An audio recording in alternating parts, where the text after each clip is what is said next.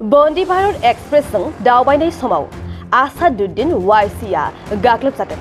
जों मिन्थिगौ गोब्राब खारथि आरो दावबायारिफोरनि गाहाम सुबिदा रैखाथिनि थाखाय भारत सरकारा बावैसो गोदानै वंदे भारत एक्सप्रेस ट्रेन दिहुनदों। नाथाय वंदे भारत एक्सप्रेस ट्रेना थारैनो रैखाथि गोनांमोन ना?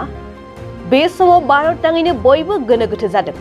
वंदे भारत एक्सप्रेस ट्रेनाव दावबायबाय थानायाव AIMIM नि गाहाय आसादुद्दिन ओवाइसि खौ मिथिस्लाब मोनै गाग्लोबदों। AIMIM नि गाहाय आसादुद्दिन ओवाइसिया गावनि दोलोनि दैदेनगिरिफोरजों आहमेदाबादनिफ्राय सुरत फारसे थांबाय थानाय समावनो गुजरातआव गाग्लोबजादों। मिथिस्लाब मोनै सोरबा सिनाय मोनै दुथां अन्थाइ खुबैहरदों। अन्थाइ खुबैनायजों ट्रेननि खिरखिनि ग्लासआ बायनो हमो।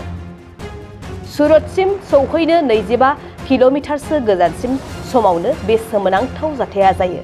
बे गासैबो जाथायखौनो लानानै AIMIM नि दैदेनगिरिफ्रा बयबो सोमोनांदों आरो जाथायखौ AIMIM नि दैदेनगिरिफोरा गाव गावनि टुइटार एकाउन्टनि गेजेरजों फोसावना बयनोबो मिथिहोयो।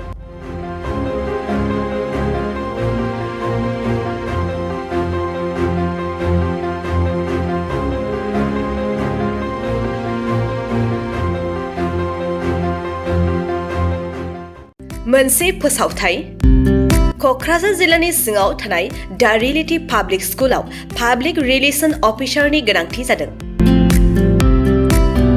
गोसो गुदुं बिजाथिफोरा थाबैनो जगाजग खालामनो हागोन। पाब्लिक रिलेशन अफिसारनि थाखाय बिजाथिया इंराजि आयदायाव MA खालामनाय जानांगोन, नङाब्ला मास कमिउनिकेशन एन्ड जार्नालिज्म आयदायाव MA खालामनाय जानांगोन।